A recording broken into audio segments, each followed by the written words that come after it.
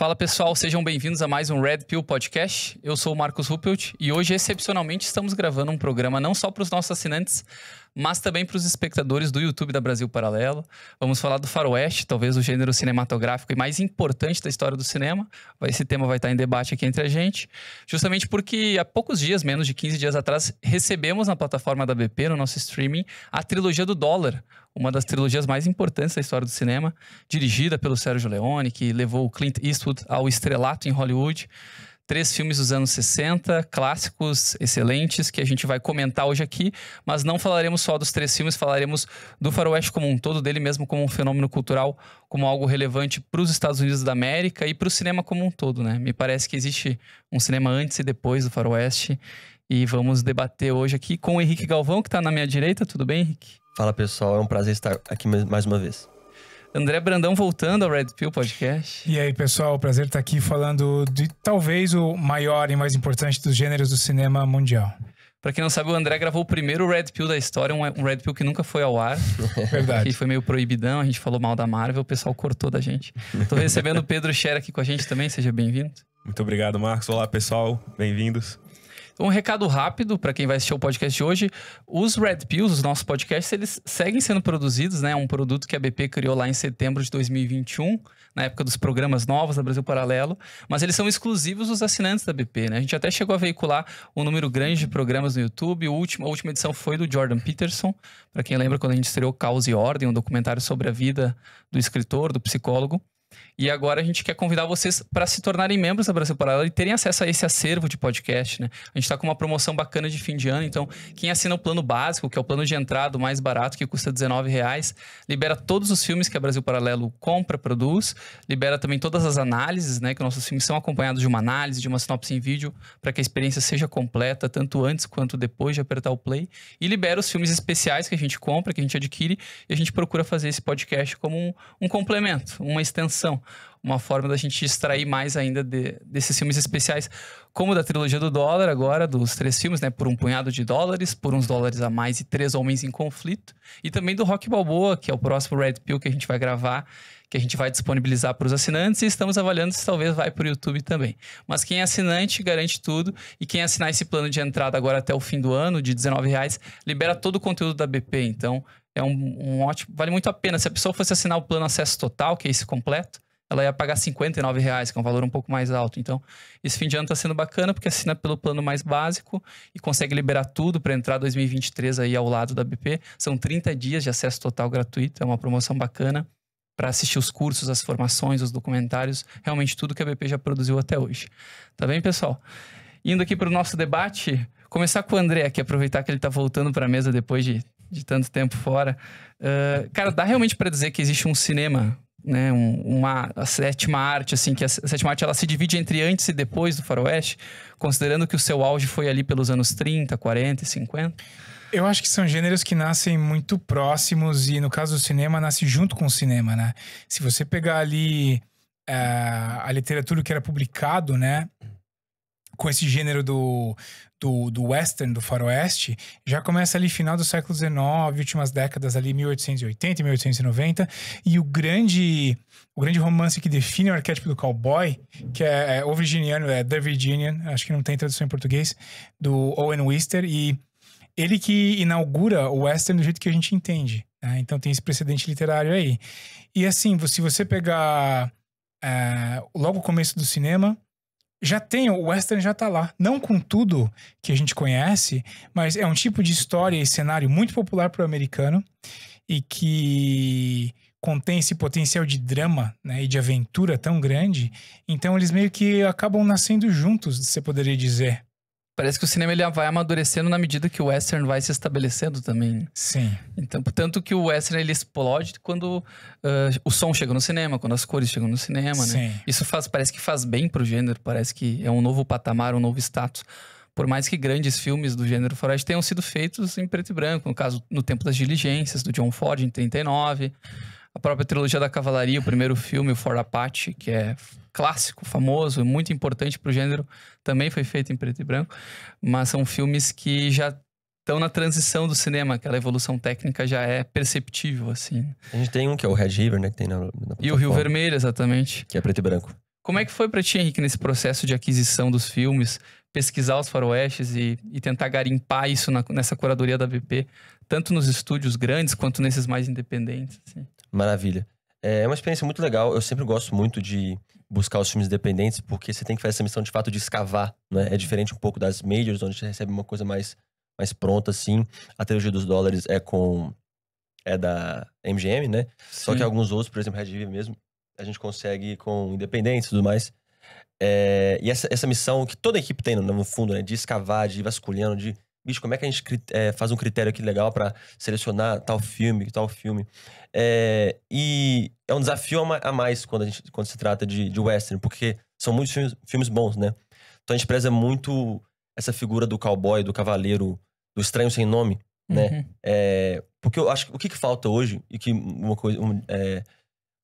principalmente o Clint Eastwood e o John Wayne simbolizam também, é essa figura do herói masculino, de fato, né? E a gente tenta buscar um pouco isso que os filmes de faroeste trazem. Um lobo solitário que muitas vezes está ali para ajudar aquela vila que tá abandonada, é corrupta, muitas vezes o xerife é corrupto, sei lá o quê. O cara que ele não tá dentro da lei, não é oficial, muitas vezes, né? O herói ele é um do caçador Oeste. de recompensas. Exatamente, pode ser um caçador de recompensas. E é engraçado que, por exemplo, no último filme o Good, né? Da trilogia dos dólares, ele tem essas nuances, porque ele mata pessoas e ainda assim ele é o bom. Por que ele é o bom? Porque também ele consegue poupar, ele consegue salvar, ele consegue olhar com misericórdia o feio, né? Tipo assim, calma, vamos ajudar o cara aqui um pouco também. Enfim, é sempre um desafio essa missão de escavar. Só que a gente preza muito pelos atores também, né? Clint Eastwood, John Wayne, o ator que faz o Red River, que agora o nome não me ocorre. Montgomery Clift. Exatamente, esse cara aí.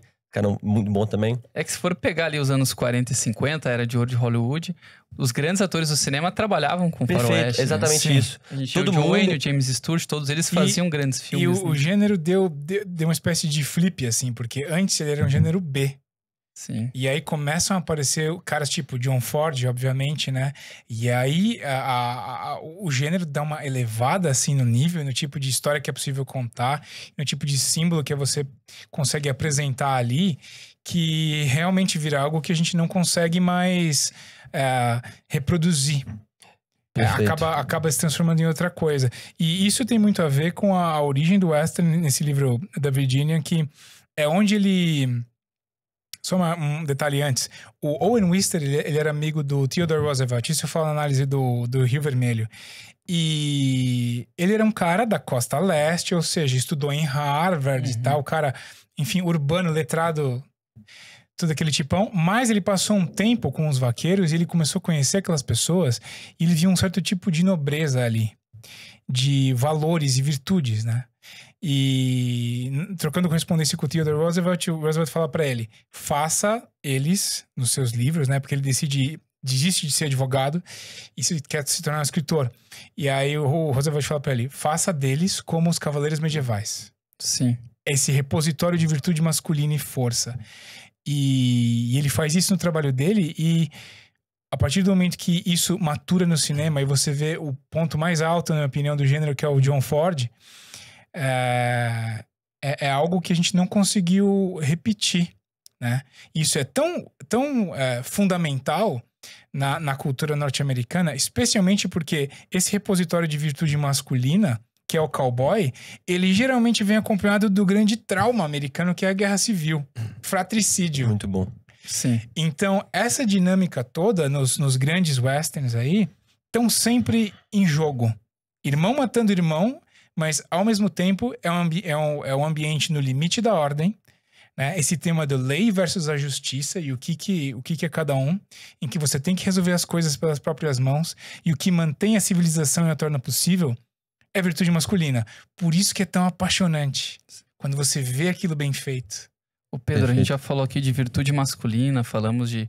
Os filmes provavelmente se passam ali na virada do século XIX para o século XX ou no meio do século XIX.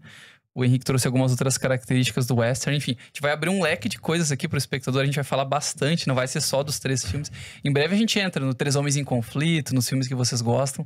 Mas pra ti, o que é a característica mais marcante do western, do faroeste, quando tu assiste a um filme? Assim? Pra mim, eu vou bem na minha infância, porque o primeiro livro que eu li, que na verdade foi recitado pra mim pela minha mãe, foi um livro escrito por um alemão que carrega toda essa simbologia do cavaleiro medieval, e ele escreveu um famosíssimo livro romântico chamado Winnie Pooh, que depois também virou um filme de western, mas foi um estouro, assim, no final do século XIX. E minha mãe leu esse livro pra mim. Então, pra mim, quando eu tinha, 4 anos, minha mãe pegou e leu. A gente foi lendo os 3 volumes, assim, pra dormir, né? E era super bacana, porque era um estrangeiro nesse ambiente de guerra fratricida, indo construir a ferrovia transcontinental, né? Uhum. Que ele saía de Nova York e ia até São Francisco, do outro lado, passava pelo deserto, fazia amizade com os índios, tinha que proteger. Então, esse imaginário, pra mim, me pega muito forte. Isso é muito legal. E eu lembro também de um dos livros que eu mais sempre revisito. Assim, uma vez por ano eu paro pra ler, que é o João Guimarães Rosa, enfim, todos os livros dele, mas especialmente o Miguelão e de Adorim. Então o Guimarães Rosa tem essa característica de juntar um ambiente universitário, um ambiente escolado, um ambiente de intelectualidade com o exemplo brasileiro do sertão. E vamos entender onde está a virtude para esse sertanejo, para essa pessoa que vive a vida das agruras, a vida da dureza, a vida do dia a dia, né? Como é que é a virtude para esse homem? Então a gente tem uma espécie de western brasileiro que é o Guimarães Rosa. Então, enfim, isso para mim me ajudou na minha formação desde que eu era moleque, né? Sim. Então, cara, eu fico feliz demais, baita orgulho de disponibilizar esse filme na plataforma, participar da curadoria, é muito legal isso aí.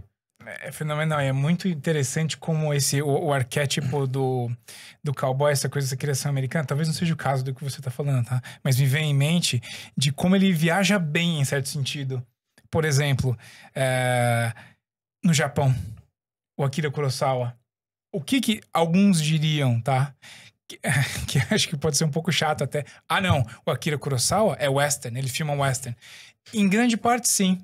Você vê que tem uma influência direta dos filmes do John Ford, do jeito que ele constrói, no jeito que ele narra.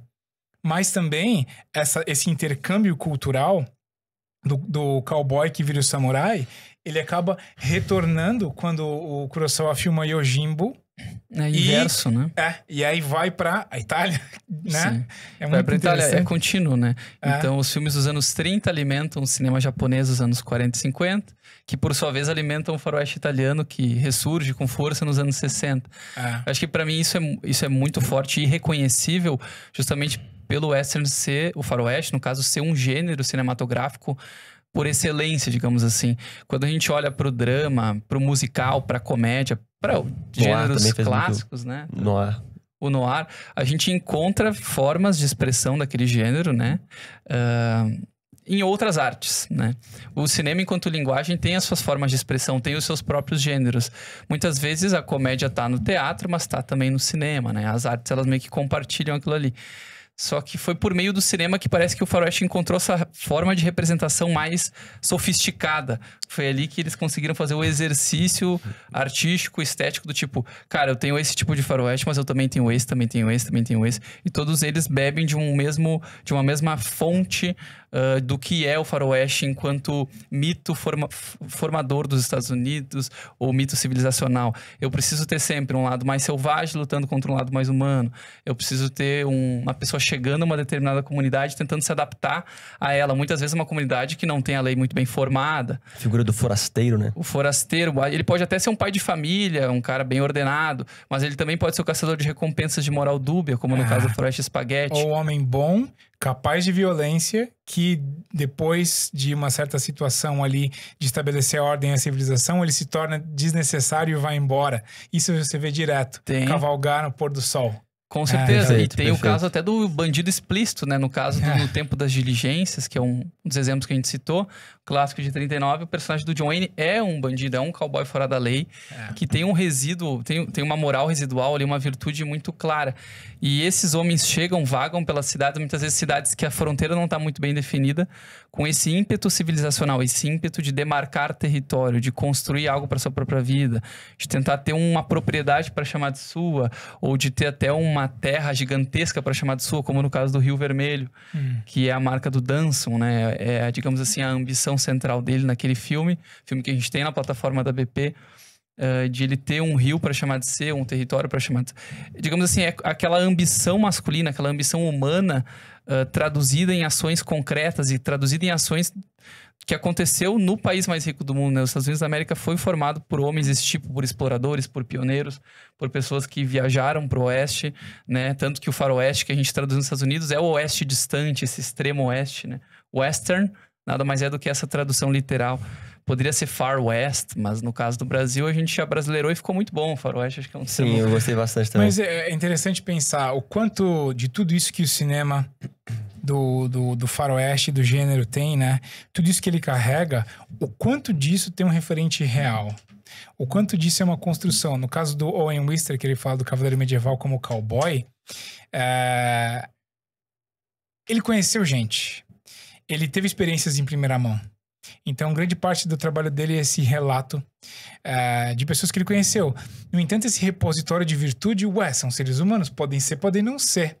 Mas o legal é que quando você explora o gênero e você começa a ver que em certas obras tão mais próximas ou menos, alguns tão mais apegados ao contexto histórico. É a chegada da ferrovia, é a chegada do telégrafo, é a guerra civil, e outros não. Você começa a entender de uma maneira surpreendente que aquilo sim não é tão distante assim de uma experiência real dos pioneiros americanos.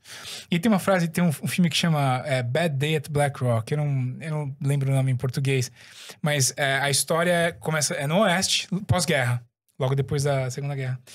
E aí um dos personagens, o personagem que vive naquela cidadezinha, que tá confrontando um forasteiro, ele fala: tem sempre alguém procurando alguma coisa nessa parte do Oeste. Pro historiador, é o Velho Oeste. Pro escritor, é o Wild West, é o Oeste selvagem.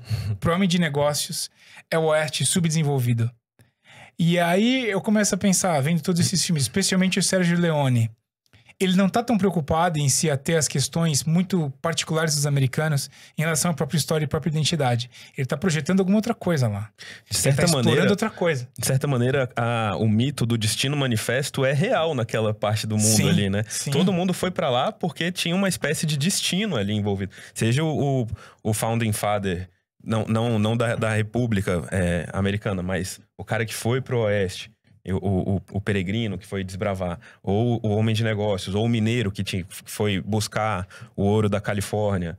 Enfim, tinha uma espécie de destino que a nação abraçou aquilo. Foi um fenômeno meio nacional, assim. E o grande parte do mito da América é o homem comum. A América é construída pelo homem comum. Tem os pais fundadores, mas é o cara da caravana, é o cara do cavalo, é o cara que faz o rancho. E a gente tem o caso do Céu Mandou Alguém, que é o Three Godfathers, do John Ford. Um filme que é quase um filme de Natal, assim. A gente tem lá, literalmente, 3 bandidos assaltaram um banco, querem voltar pra casa, querem fugir, não querem ser pegos pela polícia, Polícia não, né? Pela ordem comunitária local, pelo amontoado de pessoas que ajudam o xerife, assim. E eles traçam a rota deles e no meio do caminho eles encontram uma caravana abandonada, né? Uma charrete lá acidentada, que na prática é uma alusão direta, uma referência explícita ao nascimento de Cristo no meio do nada, né? Na manjedoura, no meio do deserto. Maria tá lá dentro, acabou de dar a luz e eles precisam salvar o menino e levar para algum lugar. O filme não trabalha com esses termos religiosos explícitos, mas tem uma Bíblia que persegue ele o tempo todo. O personagem principal do John Wayne, aquela Bíblia vai abrindo. A gente vai percebendo essa relação mesmo do bandido com o divino, assim. Isso é uma coisa forte do faroeste também. Parece que 2 coisas que não tem diretor de faroeste que consegue fugir. É como aquele homem se integra à natureza, de alguma forma, ele se integra àquela paisagem, ele passa a suar, ele tem, sei lá, uma inflamação de pele, ele fica desgraçado, ele perde o cavalo dele, ele perde a caravana, alguma coisa vai acontecer. Ele é, de certa forma, um pouco refém daquele ambiente, ele não domina tudo. A gente percebe que o homem não é o centro do mundo no faroeste, né? Tem uma coisa maior do que o homem. E também essa relação com o divino. Em alguns filmes, como O Céu Mandou Alguém, é bem explícito. E no caso dos filmes que a gente acabou de estrear na plataforma, tem também referências religiosas bem claras, né? No segundo filme, se não me engano, o vilão faz o discurso dele dentro de uma igreja em decadência, assim. Ela tá em ruínas.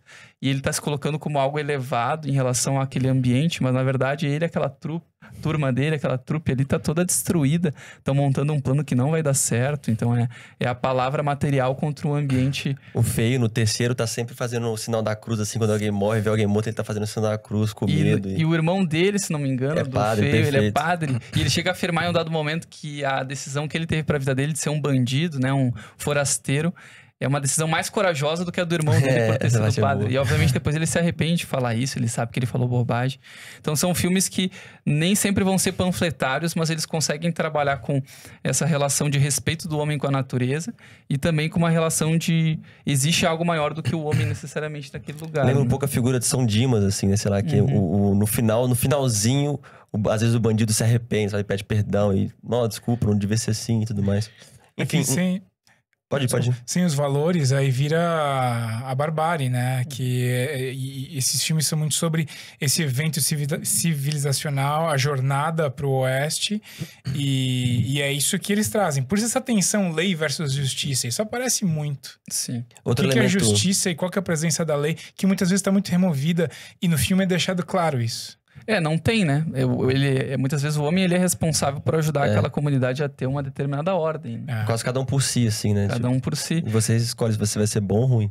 Isso é interessante porque o Estado não está tão bem estabelecido na maior parte dos filmes e muitas vezes eles não precisam de uma diretriz escrita para saber como conduzir as coisas, né? Aliás, esse é um dos grandes pontos de mostrar o início dos Estados Unidos como uma república, né? Era basicamente uma comunidade pequena, fechada, que produzia, que tirava o seu sustento da terra, né? E que se defendia também, né? Não tinha, tirando a parte da Guerra de Secessão, a Guerra Fratricida, né? Enfim, a Guerra Civil Americana, que tinham 2 exércitos organizados. O dia a dia não tinha polícia, tinha um marshal, que era o xerife, e depois os bounty hunters, né? Que ficavam... exercendo o poder de polícia Sim. de acordo com o mandato do xerife local. Então, de vez em quando, você fala: esse cara vai ter que ir pro juiz lá na Califórnia, esse cara vai ter que ir visitar o juiz lá em St. Louis, que eram as cidades que tinham, mas era muito distante. Então, esse senso comunitário muito fechado, muito autocentrado e protetivo de si mesmo, formou a identidade, por exemplo, do redneck texano, que ainda é uma das instituições, um dos grandes pilares americanos até hoje, né? Eu acho que é algo que também... É um grande polo de virtude, assim, um grande eixo de virtude, eu acho. Sim, eu acho que um cara que consegue... O John Ford, essa questão da conciliação, da união entre as pessoas, e que não são os conflitos ou um agarrando a terra do outro, ou o cara fora da lei. Não é esse o ponto. O ponto é aquela agregação das pessoas, que é o que forma a América, essa conciliação. E acho que é Rio Grande, né? Que o John Wayne tem a Grace Kelly, acho que é Grace Kelly. Sim. E aí ela é do sul, não é um negócio assim? É isso. E ele era um capitão do norte e tal, e aí tem toda uma briga e uma questão lá. Mas no final, os caras que são do exército do norte, né, depois da guerra vencida e de atrocidades cometidas e tal, eles tocam o hino dos confederados do sul, numa espécie de gesto de conciliação. Então, o que acaba acontecendo nos momentos mais altos, assim, do John Ford é não só a busca por esses valores maiores, que é o que orienta todo o comportamento ali, mas esses valores como eles guiam na conciliação entre as pessoas. E aí tem aquela música que aparece em vários filmes do John Ford, os personagens cantam Shall We Gather at the River, que é aquele hino protestante, claro, de se juntar no rio e celebrar, celebrar Deus e tudo mais. E não é à toa que é tão forte tudo isso. Isso amarra de um jeito os símbolos aí, dão uma coesão para a história daquele lugar e para aquelas pessoas de identidade de uma maneira realmente única. E ainda no cinema que tem esse potencial gigantesco, essa tela de luz enorme que encanta, né? Então... Um outro elemento, como a gente tá falando dos elementos do western, um que me marca muito, que eu acho muito interessante, é inescapável, porque tá em todo o western, é a figura do cavalo, né? Essa coisa da cavalaria, né? E o cavalo muitas vezes é símbolo das paixões, né? Das paixões mais baixas, né? De tudo que tá ali no interior do homem. E essa coisa de você... Talvez seja até uma transição da maturidade. Essa coisa de você saber domar o seu cavalo, né? Você saber montar o cavalo e, enfim, percorrer quilômetros e quilômetros com o seu cavalo e ele tá ali firme. Tem um pouco a ver com esse intuito que o homem tem também de saber se controlar, saber se preservar. E, ao mesmo tempo, ser amigo do cavalo, né? Porque o cavalo, ele, pro xerife, pro cowboy... é um amigo. É como muita semelhante ao que o cão é hoje, né? Pô, o cão é o melhor amigo do homem. Pro western, o cavalo é o melhor amigo do homem, né? O cavalo tá sempre ali com você e você, essa coisa de maturidade, você tem que saber domar o seu cavalo, né? Saber controlar os seus impulsos. Muitas vezes o xerife ou mesmo o forasteiro, ele chega no lugar e ele é convocado muitas vezes, convidado a ser agressivo, a ser potente, a ser imponente. Só que ele tem que saber, bicho, não é minha hora de... Tem que controlar um pouco. Então, o elemento do cavalo eu acho muito interessante no western, sabe? O símbolo, tudo que o cavalo traz consigo. Isso é muito próximo na cultura indígena também, os nativos da planície, né? Perfeito. Das tribos ali do meio oeste e também mais do sul ali, Texas e tal, que tem todo o rito de iniciação com o cavalo. O menino com 6, 7 anos precisa capturar o cavalo dele. Exatamente, com a essa própria coisa vontade. exatamente. Se você quer um cavalo, meu filho, tá lá, o cavalo tá lá, pega lá. Essa coisa de laçar o cavalo, né, também. É assim. Eles têm um elo com o animal, então o símbolo do cavalo, ele permeia várias culturas que estão ali misturadas nesse ambiente. Para mim, uma das grandes red pills dos filmes de faroeste, quando eu comecei a assistir de fato, não só que eu sabia de alguns clichês, é o quanto ele respeita a formação indígena norte-americana, assim. O quanto ele respeita aqueles limites territoriais, né? Então, por mais que a cavalaria esteja atuando, esteja tentando combater um grupo de selvagens específicos, há sempre um respeito daquela cultura rival, digamos assim. Há sempre um respeito. Eu preciso dialogar com o líder Comanche, eu preciso dialogar com o líder Apache. Aprender a língua dele, né, muitas vezes. Eu não posso simplesmente chegar atirando, chegar destruindo o território, chegar achando que eu sou dono disso daqui. Eu preciso aprender o idioma deles para me comunicar com eles, né? Isso é uma coisa fantástica, uma coisa que acho que as pessoas que não assistem aos clássicos do faroeste não têm acesso, porque existe uma percepção de que são filmes violentos, são filmes que maltratam a comunidade indígena, porque os Estados Unidos têm isso como uma mancha histórica, né? De ter formado seu país a partir, sim, da ocupação de certos territórios.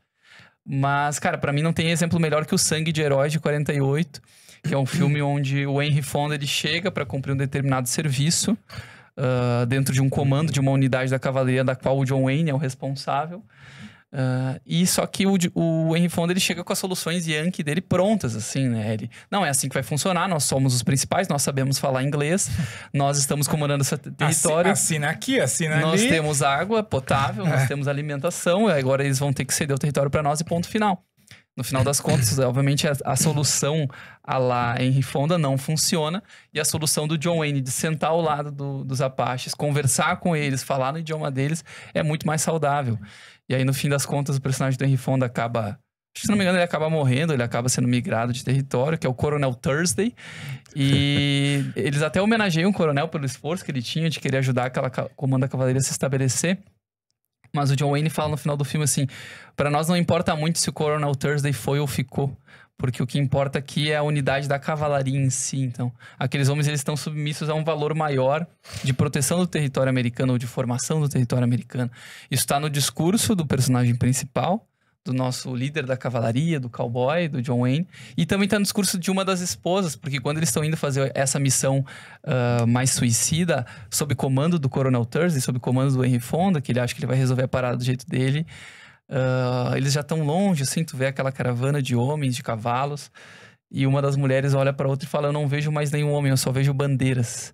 Que é justamente como aqueles caras perderam, de certa forma, a sua individualidade. Não num mau sentido, mas no sentido de eles se integraram àquela proteção do território, àquela formação.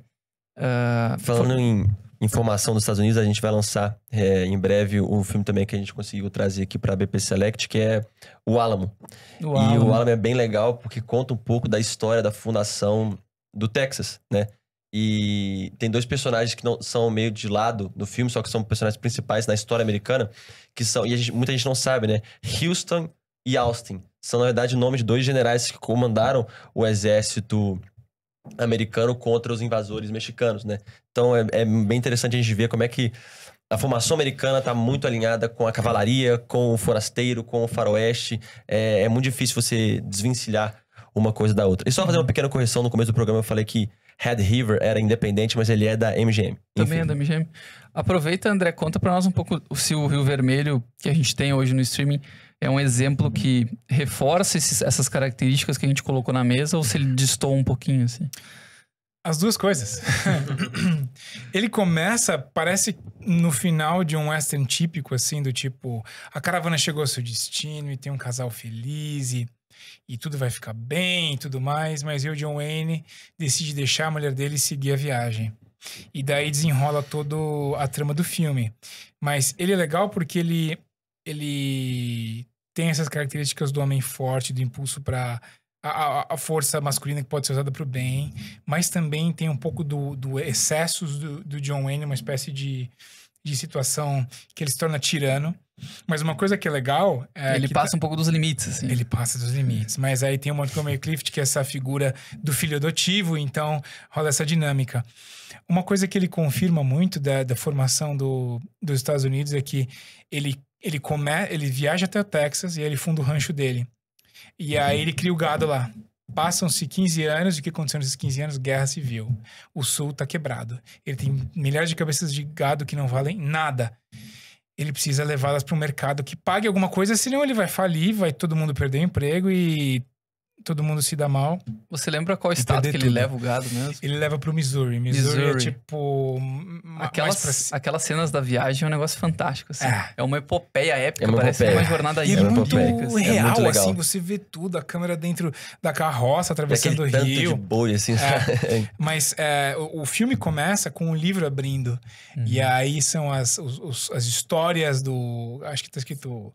Tales of Early Texas, alguma coisa assim. Sim. Do começo do Texas. E aí, a trilha que eles fazem é de fato uma trilha que chama Chisholm Trail, a trilha que sobe para o norte até o estado do Missouri. E ela acaba virando uma rota comercial do gado criado no Texas que vai para o norte.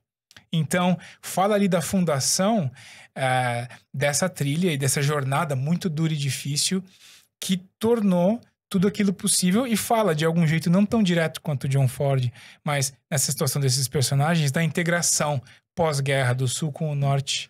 Então eu acho que ele se encaixa por esse panorama histórico, pela dinâmica pai e filho, né, sobre paternidade no fim das contas, e por essa força masculina e o arquétipo do cowboy.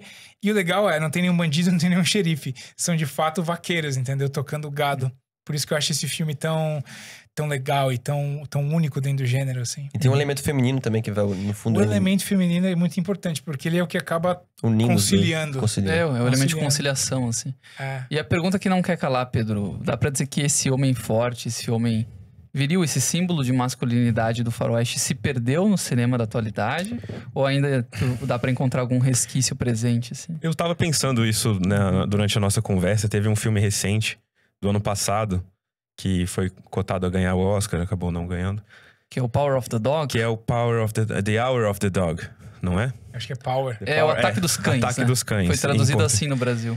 Que é um faroeste revisionista. Que é um faroeste é um faroeste revisionista, mas ele se dedica a atacar esses símbolos de masculinidade. Sim. Então ele pega o laço do cowboy, que é um símbolo de liberdade, é um símbolo de conquista, que tanto os jovens, sim, de domínio, né? O pequeno índio vai lá e laça o seu próprio corcel, o seu próprio Mustang. O cowboy jovem vai lá e domina o boi, né, com o laço. E esse filme, ele se dedica de uma maneira cruel e... De uma maneira sofisticada também, porque é um filme bem dirigido. É um filme extremamente bem feito. Com e uma fotografia... o André não viu, mas o laço, ele... passa infecção no braço pras pessoas, assim. Exatamente. Então, ele é o que vitima um dos personagens principais. Olha, eu não aguento mais esse tipo de desconstrução. Eu acho que é chover no molhado. E adivinha, e o personagem principal, o que ele reprime dentro dele? Ele reprime a própria sexualidade, André Brandão. Mas que surpresa! Nossa, que choque! Que novidade! É uma coisa realmente... Mas veja, não é jocosa, assim. O filme, ele tem um certo grau de sofisticação, mas a gente entende qual é o objetivo dele ao assistir. Né? Foi escrito numa direção que todos nós já sabemos que ele seria escrito, né? Uhum. Então só que continua sendo muito bem produzido, isso é de fato. Essa é uma pena, né? Porque você vê uma força ali, uma força de cinema pra valer, manipulação, imagem, som, performance de ator. Você vê talento, né? E tal. Mas aí você consegue perceber que a agenda ganha da questão humana da história ali. Eu não vi o filme, tá? Tô pensando em outros exemplos aqui. Tem. Mas você começa a perceber que o que ganha é um manifesto, entendeu? E não aquela coisa... Eles não se expõem a uma contradição. No passo que Rio Vermelho, ele se expõe a uma contradição, sabe? O John Wayne é o vilão, ele passa muito do ponto. Ele fala e faz coisas horríveis, mas de algum jeito ele consegue se redimir através do filho, entendeu? E o filho através dele. E os dois através da figura feminina que foi perdida num grande erro do passado do John Wayne. Então, ele consegue colocar e manipular a história e os símbolos ali de uma maneira que não é tão óbvia e não tem um manifesto por trás. Então transparece algo muito mais legítimo humano, sabe? No Vento Levou acontece isso também, né? Um casal mais ou menos disfuncional. O filme O Vento Levou, pra quem não sabe, é a maior bilheteria da história do cinema, provavelmente até hoje, disparado. Filmaço. E tem esse elemento de exposição, de coragem. Você fala, cara, por que os personagens estão fazendo isso? É meio chocante. Por quê, né? Aí depois, essas exposições, esses erros são inseridos dentro da dinâmica do roteiro e bem resolvidos. Atualmente a gente perdeu um pouco isso. As grandes histórias do cinema dão espaço para os personagens se provar ao longo da história, de eles terem suas fraquezas e tal. E esses filmes de abordagem mais revisionista parece que já vem com a história pronta, montadinha. Até quando eu fiz a análise da trilogia do dólar, eu citei 2 exemplos de filmes mais revisionistas, mais reflexivos do faroeste, que eu acho que são muito bons, assim, que tem algum mérito artístico, que são o Matar ou Morrer, do Fred Zinnemann, dos anos 50, e O Meu Ódio Será Sua Herança, da Wild Bunch, do Sam Peckinpah, do final dos anos 60. Só que esses filmes, eles já marcam um pouco desse abandono das características do faroeste que a gente acreditava. Essa idealização do homem com quase que uma relação comunitária no lugar que ele chega, na comunidade, vai se perdendo, né? Parece que a comunidade já não mais aceita tão bem aquele caçador de recompensa. Isso que eu acho que é fantástico na obra do Sérgio Leone, voltando aqui pro nosso faroeste da vez, então a gente tinha um faroeste inicial que era extremamente focado nas virtudes masculinas e que foi revisitado e criticado, e depois a gente precisa de um italiano que talvez por causa da sua herança mais europeia, mais católica e mais transcendente de alguma maneira, ele revisita e traz enfim, ele tem uma espécie de... Parece que ele entende um pouco do que é o western na essência. Ele deu uma entrevista uma vez, o Sérgio Leone, que é o diretor dos 3 filmes que a gente estreou recentemente. A gente tem até 4 filmes do Leone, né? Tem o Era Uma Vez na América, da plataforma também. Ele falava que ele se interessava menos, assim, não tinha muito interesse nas histórias do western isoladas, no personagem A, B ou C, mas ele se interessava na mitologia do western, então, naquilo que formava o gênero como um todo. E aí parece que ele trabalha com esses conceitos que a gente veio conversando dentro da trilogia do dólar. Tanto que o Blonde, o Homem Sem Nome, não é exatamente... Aqui é uma tese, tá? Tô levantando aqui, pode ser polêmico, mas eu acho que ele não é exatamente um homem arquetípico. Ele tem um elemento transcendental muito forte nele, e é presente nos 3 filmes. Ele é sem herança, ele é um homem sem genética, ele não tem pai nem mãe. Ele chega e vai embora, sem família. Ele também parece que tem um corpo fechado à prova de balas, à prova de qualquer sofrimento. Ele é um herói... Ele sofre muito no 3º filme, né? Mas em todos os filmes ele toma muito tiro, cara. Mas ele vaga pelo deserto, ele quase morre. Quase morre. O 3º eu acho que ele mais sofre. Mas no final ele se recupera numa boa, assim. Parece o Wolverine. É muito mais sobre as situações do que sobre os personagens, eu acho, Leon. Mas eu acho que ele é um exemplo de uma figura angélica, transcendente dentro desses filmes. Uma figura que tá lá... Por exemplo, ele faz o bem sempre. E ele disfarça o bem que ele faz ganhando a remuneração pelos trabalhos dele, certo? Só que o que ele faz com esse dinheiro? A gente nunca vê. Tem uma certa consequência nos filmes, né? Os filmes são uma espécie de primeiro filme, segundo filme, terceiro filme, sequenciais. Ele tá sempre à procura de mais dinheiro, sempre à procura de novas aventuras, mas ele nunca tem mais dinheiro. Ele nunca forma patrimônio. Ele é um cara meio etéreo, assim. É uma figura meio angélica. Eu vejo de outra forma, assim. Eu acho que, especialmente da trilogia, o primeiro e o segundo, assim, tem uma espécie de desinteresse e até um pouco de cinismo em relação aos westerns clássicos, eu acho, em momentos, sabe? Do tipo, o que aconteceu de fato ali? Assim, não só violência, muitos tiroteios, muito mais pessoas morrem e tal, mas questões que o John Ford tá procurando ali de desenvolvimento de personagens, essas situações todas, não estão lá. É mais sobre essa... Parece que essas situações do western meio que destilados numa versão aumentada. E aí vira aquela experiência, assim, que... Muito do estilo de câmera é isso. É uma paisagem e aí um rosto enquadrado aqui, assim. Pum. Sim. Então, é essa experiência sensorial mais... bruta, assim, um volume mais alto em tudo, assim, ó. Quando eu tava estudando a teologia do dólar, acho que isso é até um parênteses bom de fazer pro público entender.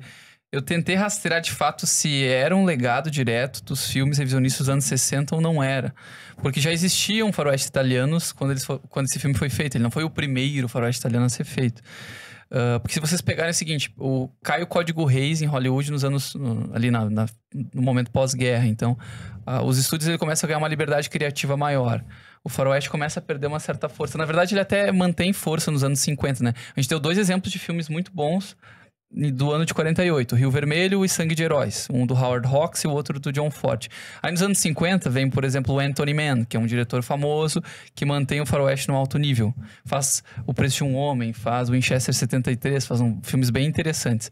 Nos anos 50, o Nicholas Ray, que é um diretor famoso de Hollywood, também entra bem no faroeste, faz o Johnny Guitar, faz uns filmes bem legais. Tem o George Stevens, lança Os Brutos Também Amam. Os Brutos Também Amam, que é um filmaço. Mas são meio tardios, né, já? São meio tardios. Parece que Hollywood já estava interessado em outros temas. Eles começam a testar.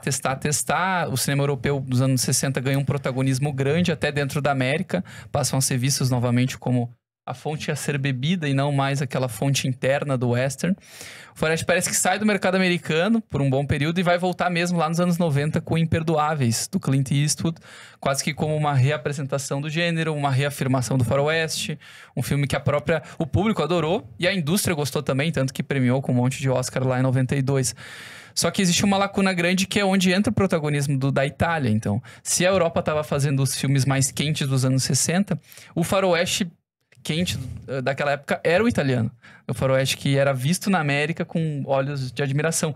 Eu fiquei me perguntando, será que eles estavam vendo os faroestes italianos do Sergio Leone e de outros diretores, Sergio Corbucci, etc., com olhos do tipo, esses caras também estão refletindo, desconstruindo o gênero? Ou, na verdade, foi por esse estilo tão direto, tão popular do espaguete, assim, é uma coisa que qualquer pessoa que senta pra assistir por um punhado de dólares, acho que tem uma boa sessão de cinema. É uma coisa que é tão clara, tão...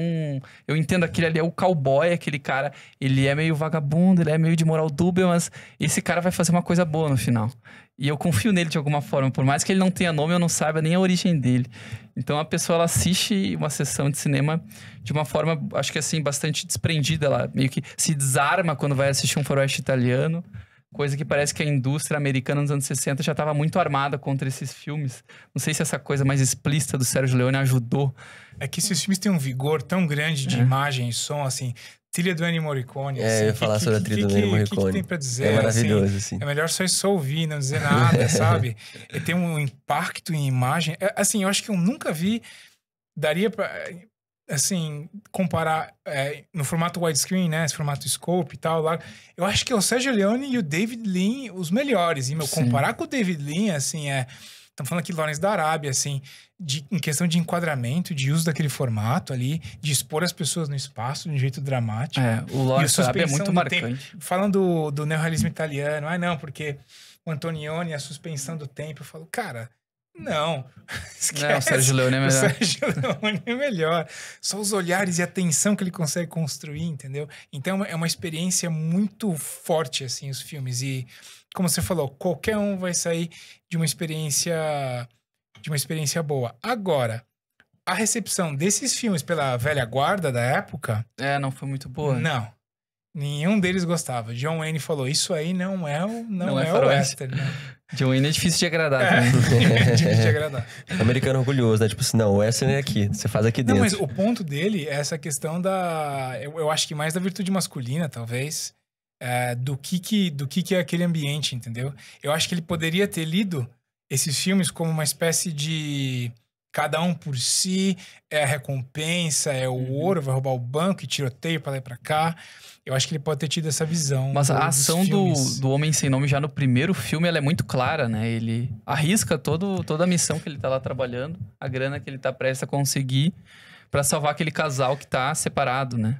Se eu não me engano, é a guerra dos Baxters e dos Rojos. Isso. E aí os Rojos, eles... O personagem principal, né? O líder, o Ramon Rojo, prende uma mulher na casa dele e impede ela de criar o próprio filho, de ficar com o marido e tudo. E o Clint Eastwood podia simplesmente, né, pegar o cavalo dele, a mulinha dele e vazar de lá e ponto final. Ele até fala, não, aí você pergunta, por que você tá fazendo isso? Ele fala, não, porque eu conheci alguém que... Tem um background ali, ele né? dá uma dica de que talvez ele tenha sido um pai ou um filho assim, né? Mas mesmo assim, eu ainda acho que não é tanto no coração do filme. O filme passa por lá, informa o personagem, mas é aquela coisa de comparação, né?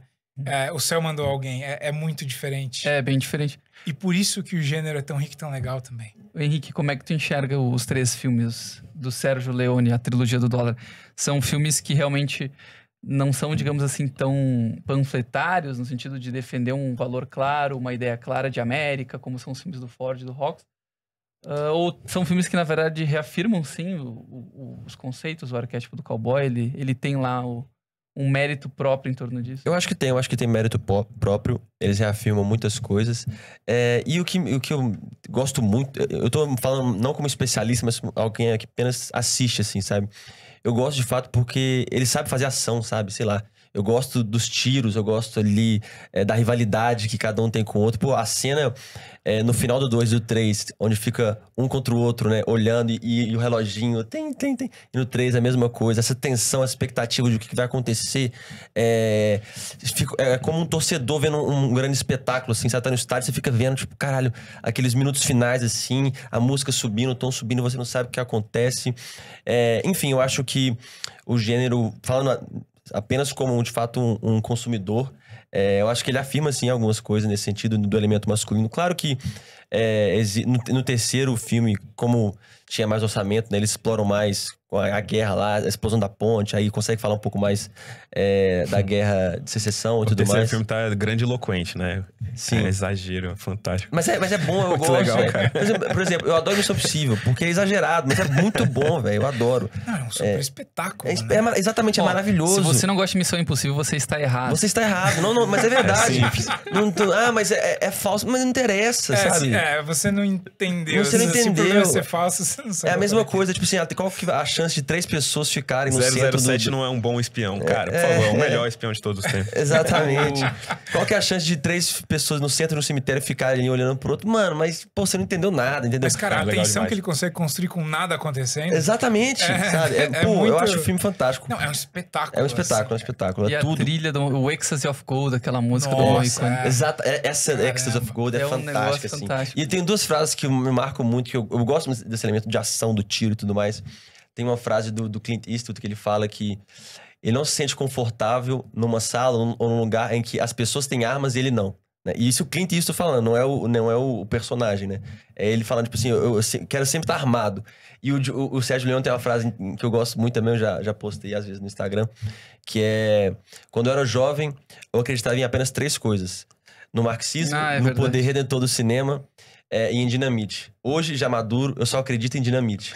Sabe? Esse espírito, assim, de vamos explodir tudo, sabe? Não interessa nada. É muito bom, sabe? Isso é bom. Então, eu só acredito em dinamite, sabe? Em certas horas. Eu acho muito bom esse elemento, assim. Na abertura do filme 2, por uns dólares a mais, aparece um letreiro que eu acho, assim, sumariza bem aquela história que é... num lugar onde a morte tinha seu preço, Isso é fantástico. a vida, por vezes, tem seu valor. Porque, de fato, tu percebe, assim, uma matança tão grande, até que alguém precisa chegar lá e parar, não, só um pouquinho, não preciso matar esse cara. Eu acho que é o contrário. Onde a vida não tinha valor, a morte, às vezes, tinha seu preço. Vai por aí. Não, mas mas a é questão é fantástico que... A questão é que, assim, alguém precisa parar de simplesmente jogar a vida no lixo Perfeito. e entender se é necessário matar mesmo seu oponente. Aí vem a cena final do terceiro filme, pra quem não viu ainda, né? Só lamento. Pode assistir na Brasil Paralelo, os 3 estão disponíveis com análise. Cara, a curadoria incrível que essa dupla faz ali junto da equipe Análise de impecável do streaming. Marcos. A gente tem o Clint Eastwood, do personagem do Homem Sem Nome, salvando um dos bandidos, né? Então são 3 homens em conflito, o bom, o mal e o feio. Esse é o ponto, eu acho que é um... E um deles é salvo muito naquela legal, hora, cara. né? Eu acho que ele é uma figura angélica por causa disso, porque ele vem trazer a justiça pro homem que tá longe da redenção, não tem a possibilidade de se redimir, já fez suas escolhas. Pro Tuco, que pediu perdão pro irmão, que foi um homem dúbio e sofrido pra caramba, ele empurra o Tuco até o limite do arrependimento pra que ele se arrependa, e depois ele coloca o cara na forca e fala: você vai morrer, cara. Você tá em pé em cima de uma cruz no cemitério com a corda no seu pescoço e vai embora com a grana no cavalo. E aí depois ele vai e salva. O Tuco fala: não, cara, fica aí mais 5 minutinhos aí. É uma figura angélica, é muito legal. E essa paisagem toda torna essas situações limite muito críveis ali, né? Que você pode colocar e você acaba não conseguindo escapar de algum elemento transcendental, sabe? Sim. No fim das contas, quando você vai até as últimas consequências e olha com um olhar sincero aquelas situações, sabe? Eu acho também. É como se o gênero espaguete, especialmente aos olhos do Sérgio Leone, fosse uma representação da arena da salvação. Aqui se tomam as decisões de salvação da sua alma ou de condenação da sua alma. E o Blonde é o anjo julgador que está ajudando as pessoas que necessitam ou condenando elas pra vala. Tanto que é muito legal. O que eu acho um alívio cômico assim, no filme, ele é bem engraçado em algumas horas. Fica fazendo aquela comparação. Não, ele é uma figura. O ator é muito bom. O mundo há 2 tipos de pessoas.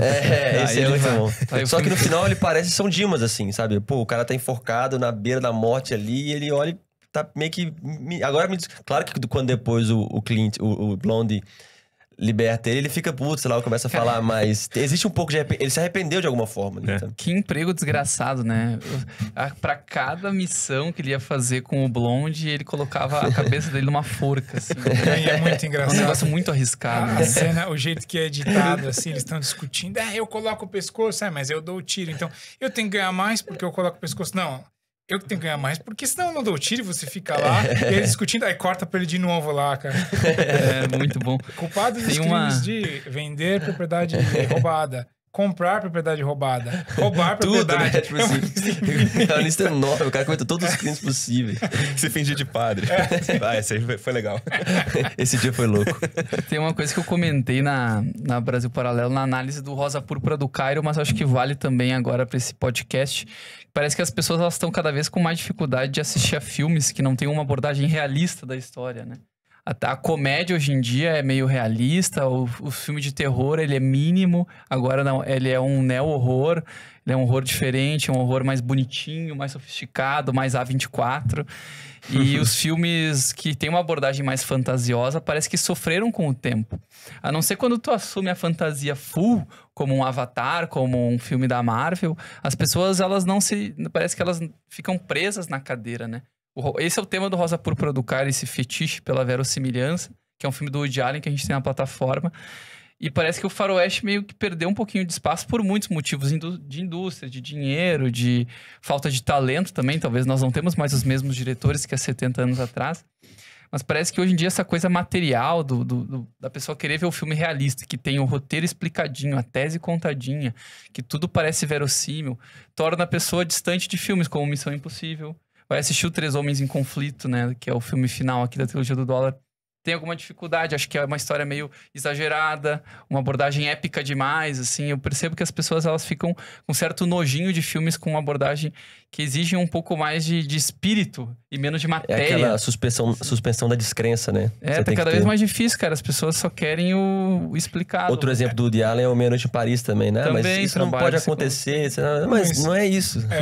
Vem comigo, anda metade do caminho. Exatamente. Tô aqui te mostrando uma história, uma situação, só me segue, só acredita em mim um pouco. Parece que os filmes tentam fazer isso e cada vez mais o público não tá tão disposto, né? E é muito louco que coisas do tipo Avatar. É um fenômeno, né? Avatar é Pocahontas de novo, sabe? E as pessoas vão embora com aquilo, entendeu? Tem exceções. Ô, André, te perguntar aqui já na reta final do podcast. Tu acha que o faroeste como um todo morreu? Ou há sinais de que ele sobrevive por aparelhos na indústria Eu acho que todos os símbolos do western ainda continuam aí. Talvez de maneira isolada, fragmentada, mas eles são muito fortes para morrer. Um exemplo legal seria, que é bem explícito, né? Que é o filme Logan, que é um filme de super-herói, mas ele é muito claramente um western, e é sobre um tema que aparece muito, assim, que é quase sei se dá pra dizer onipresente, mas é muito frequente, que é essa culpa de um passado violento e você querer terminar um ciclo de violência. Uhum. E tá lá. Que lembra Rastros de Ódio, do John Ford. Lembra Rastros de Ódio, Os Imperdoáveis, é muito parecido com Os Imperdoáveis. Eles estão vendo Shane, né? Os Brutos Também Amam, que é de 53, que é um filmaço. Eles estão vendo no filme, Logan? Eu não Tem uma hora lembrava. que eles estão num quarto Tem, de hotel é e verdade. passa uma cena do Shane e você pensa, pô, ele tá falando muito diretamente disso aqui, né? E esses símbolos ainda estão aí. E eles vão continuar ainda há muito tempo. O cinema de super-herói como um todo, né? O próprio Batman, um bilionário fora da lei, que decide fazer as coisas meio que contra gosto de muitas pessoas. O cara interage com o ambiente, mas ele tenta não ser reconhecido por aquele ambiente. Bebe um pouquinho da figura do cowboy. Os Cavaleiros Jedi são uma referência explícita. Quem falou isso foi o próprio George Lucas, não foi a gente. Sim, sim. Então, sem Tem um o pouco de cowboy Duna não também, teríamos né? os Duna Jedi. também tem um pouco disso. Como? Duna. O Duna também. O Duna tem um ambiente bem... É mais bem o futuro, só deserto, que também, né? exatamente, é deserto, enfim, é meio que Tem também abandonado. na Marvel o personagem do... Tem vários lá que tem alguns aspectos... Aquele Chris Pratt lá, ele é meio... Ele é um bem um personagem de cowboy. faroeste, meio fanfarrão, tá, mas no fim das contas ele tem um passado complicado, ele tem um coração bom, não sei o que e tal. Ele é um bandidão de coração bom. Bandido Tudo boa praça. Tudo isso vem desse imaginário do western. Então eu acho que ele continua. Pode não ter chapéu, pode não ter cavalo, mas ele tá aí. É legal que tem alguns filmes que ainda abraçam o chapéu, né? Teve o Onde os Fracos Não Têm Vez, em 2007, que até ganhou o Oscar aquela filmaço, vez, cara. filmaço. Esse é filmão. Mas, Abraça essa coisa... Irmãos Coen. O xerife, ele não entende porque as pessoas estão cometendo aqueles crimes, né? Parece que o Tommy Lee Jones, ele passa o filme inteiro se perguntando, cara, eu não consigo mais entender essa realidade, eu não faço mais parte disso. É o mesmo problema do Fargo, o filme que a gente tem na plataforma, né? Exatamente. A personagem lá da Marge, vivida pela Frances McDormand, ela não entende porque aqueles caras trituraram uma pessoa num negócio de madeira, assim. Os filmes do Coen trabalham com essa coisa... Coen é gigante. Eles gostam do western, né? Os irmãos Coen, pô. Tem inúmeros exemplos. Teve a balada de Buster Scruggs esses tempos, mas o Onde os Fracos Não Têm Vez e o Fargo são bem explícitos. E teve esses tempos o A Qualquer Custo, High or Hell Water, do Esse David também Mackenzie. É muito legal. Às vezes surge um faroeste Foi raiz, indicado ao assim, Oscar, né? se não tô enganado. mas cara, Tem Top Gun esse ano também, né? Que teve Top Gun 2, que, enfim, Top Gun bebe Maverick, desse... né? Top Gun Maverick, que bebe desse exemplo da masculinidade crua, aí o cara que vai lá e faz e constrói. É o cara que tá indo construir, o cara que tá indo desbravar o Oeste Bravio, que tá indo defender a própria nação e faz com os próprios méritos. E não tem medo de morrer, né? Não tem medo de morrer. É um baita, um arquétipo fortíssimo que foi muito bem desenvolvido pelo gênero, E né? é batata. Se você faz sucesso, entendeu? Eu acho que a demanda reprimida é muito grande, entendeu? Todo mundo quer ver isso, sabe? No fundo, todo mundo quer ver o cara Teve também se aquele matando. Relatos do Mundo, recentemente. Então, Esse é do Paul Greengrass, né? o Paul Greengrass. Nós tivemos o Paul Greengrass aqui com o Capitão Phillips, né? Ah, Na plataforma, é um bom diretor de cinema também. Meio de esquerda, mas faz parte. acontece. Mas muito gente perdoa. talentoso, filmes A gente excelentes, perdoa. assim. Vamos aos finalmente, então. Pedro, qual que pra ti é a grande red pill da trilogia do dólar e de toda essa discussão que a gente fez sobre o gênero faroeste? Pra mim, o grande red pill é a presença do transcendente na nossa vida. Pra mim, o Blondie é uma figura... Não fui convencido pelo André. Brincadeira, André. E pra mim, pra mim, o Blondie, o cowboy sem nome, é uma figura angélica, uma espécie de anjo da guarda que passa na nossa vida, nos dando possibilidades de fazer o bem, e eles estão entre nós, hein? Eu sou só desse, ficar Tusa. atento. Muitas vezes na minha vida, o Henrique é o meu anjo da guarda. E, bom, acho que esse é um red pill que especialmente nesses 3 filmes, me chamou muita atenção. A presença do transcendente visivelmente, né? Materialmente tá entre nós e nos insta a fazer o bem e nos cria situações de melhora pessoal. Aproveitando, me conta, tem algum dos 3 que tu gosta mais? É o Três Homens em Conflito? 3 Homens em Conflito. E do faroeste como um todo do gênero, é o Três Homens em Conflito também ou seria 3 outro Homens em filme? Conflito também. Gosta do filme, pô. Gigante. André, faz teu encerramento pra gente. olha, eu acho que esses filmes são imperdíveis, assim, em si. São excelentes, são um espetáculo fenomenal. Você vai ver, assim, talvez um dos maiores gênios de trilha sonora, por exemplo, trabalhando. O Sérgio Leone, que é um diretor espetacular. você vai ver algo que colocou vigor em um gênero tido como morto na época. E que descobriu, e que fez, enfim, muita gente descobrir e redescobrir o gênero. Então, eles têm essa importância em si, são filmes divertidos e muito acessíveis a qualquer um, e que podem abrir as portas para o maior dos gêneros do cinema e um grande legado. Então, eu realmente acho fundamental assistir esses filmes e vai ser uma experiência excelente para qualquer um. E é basicamente isso. E o filme favorito do André Brandão do gênero western? Tem 2. Acho que o meu favorito é Rio Vermelho. Eu gosto muito desse filme, tem na plataforma, eu recomendo que todos assistam. E O Homem que Matou Facínora, do John Ford, é um espetáculo. É muito legal misturar esses filmes e ver talvez um Leone e um Ford e você entender. Tem uma amostra dessa comparação que a gente fica fazendo. Porque a gente tá falando em 2 mestres, dependendo da mostragem que você pegar, no auge. 2 caras que influenciam e vão continuar influenciando 100 anos na frente o cinema. E tudo isso unido por esse conjunto de símbolos, conjunto de situações que é o gênero western. Nós já tivemos 2 filmes do Ford na plataforma, né? O Terra Bruta. Terra Bruta. E o A Paixão de uma Vida. A Paixão de uma Vida, perfeito. Temos previsão de termos próximos? Vocês estão negociando algum catálogo de faroeste? Talvez com a Paramount tenha alguns do John Ford, mas nada... Na torcida. Pode deixar. Correremos atrás. Henrique? Cara, o meu Red Pill seria mais em relação... Eu gosto muito da figura... Pô, eu gosto muito, acho que meu gênero favorito é ação. Eu gosto de ação, me divirto, me entretém. E enquanto alguns filmes têm um efeito consolação, tem uns filmes que têm um efeito entretenimento, sabe? Eu acho que o Spaghetti tem um pouco disso, a trilha, a espetacularização do cinema, sabe? Vem muito com a trilogia dos dólares e o filme de western de maneira geral.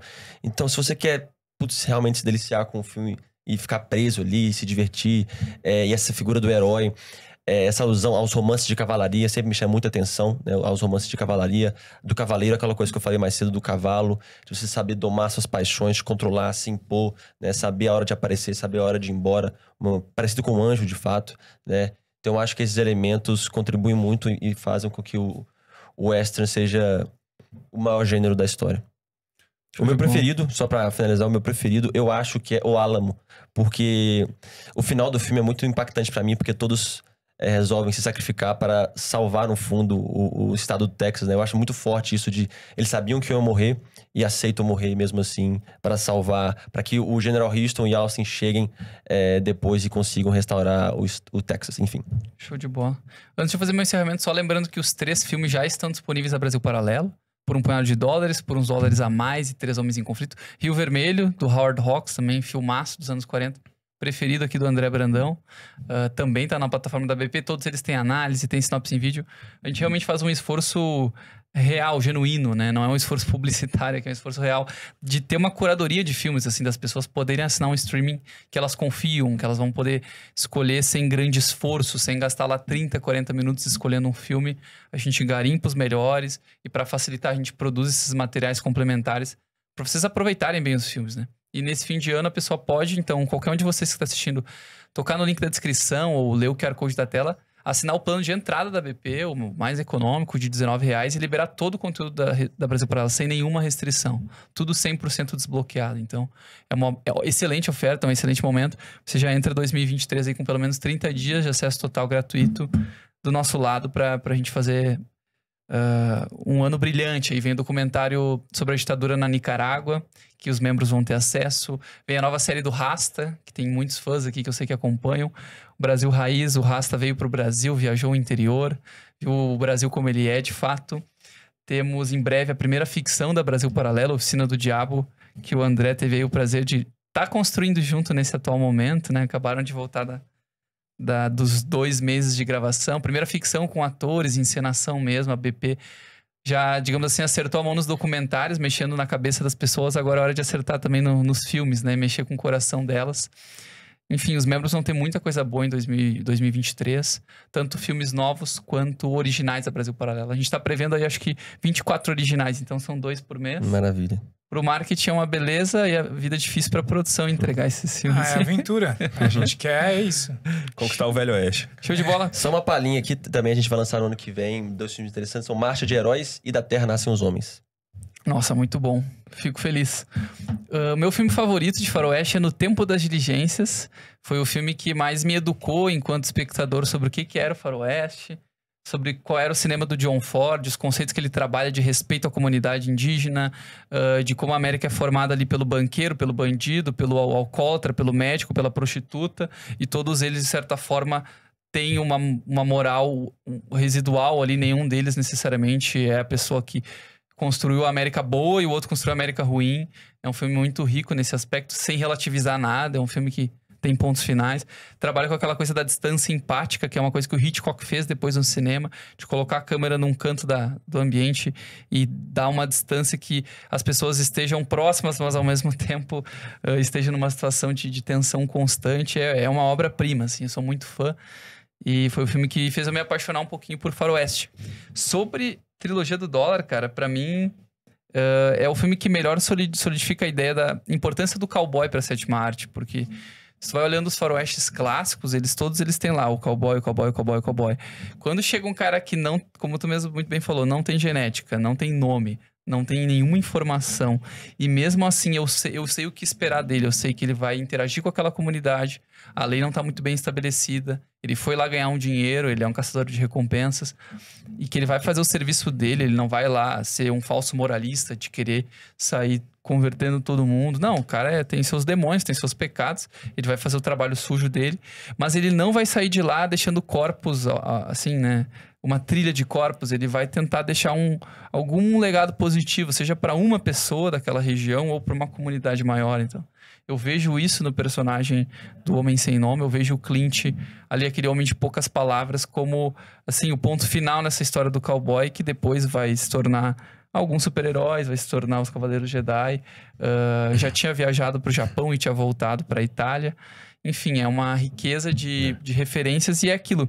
Hoje não estão se fazendo muitos faroestes, mas os filmes que estão sendo feitos porque já houve faroeste, né? E a gente tem essa responsabilidade de buscar, garimpar o melhor do cinema e trazer aqui para Brasil Paralelo. Certo, pessoal? Maravilha. Fechado. Um prazer, então, falar com vocês. Reforço o link na descrição, QR Code, e até o próximo podcast.